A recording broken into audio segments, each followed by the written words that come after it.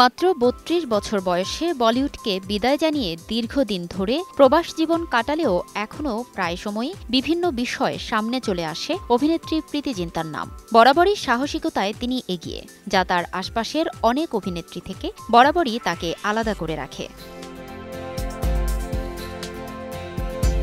২০০০ সালের মাঝামাঝি যখন সাবেক বিশ্বসুন্দরী ঐশ্বরিয়া রাই বচ্চন, রানী মুখার্জি ও কারিনা কাপুর বলিউডের শীর্ষ তালিকায় নিজেদের নাম লেখানোর প্রতিযোগিতা করছেন, সেই সময় প্রীতি জিন্তা একের পর এক হিট সিনেমা উপহার দিয়ে যাচ্ছিলেন। প্রীতি সেই সময়ের সবচেয়ে বেশি পারিশ্রমিক প্রাপ্ত অভিনেত্রী না হলেও ৬০০ কোটি টাকার সম্পত্তি ফিরিয়ে দেওয়ার মতো সাহসের অধিকারী ছিলেন। স্টে সেফের ডাবল লেয়ার প্রোটেকশনই পিরিয়ডের হেভি ফ্লোর দিনগুলোতে আমাকে রাখে নিরাপদে। Stay safe.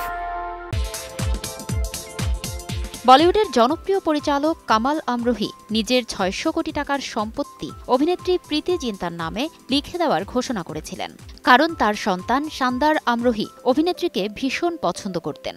তবে এত বড় একটি সুযোগ আসার পরও তা প্রত্যাখ্যান করেন অভিনেত্রী।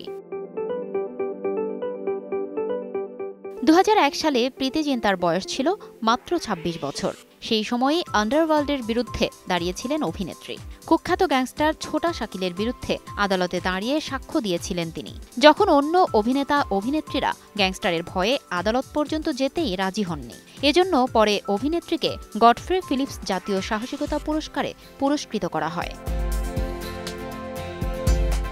ছোটা শাকিলের বিরুদ্ধে অভিনেত্রীর এই সাহসিকতার জন্য তৎকালীন কেন্দ্রীয় স্বরাষ্ট্রমন্ত্রী লালকৃষ্ণ আদভানি প্রীতিকে সশস্ত্র নিরাপত্তা গ্রহণের পরামর্শ দিয়েছিলেন, কিন্তু নায়িকা সেই প্রস্তাব প্রত্যাখ্যান করেন।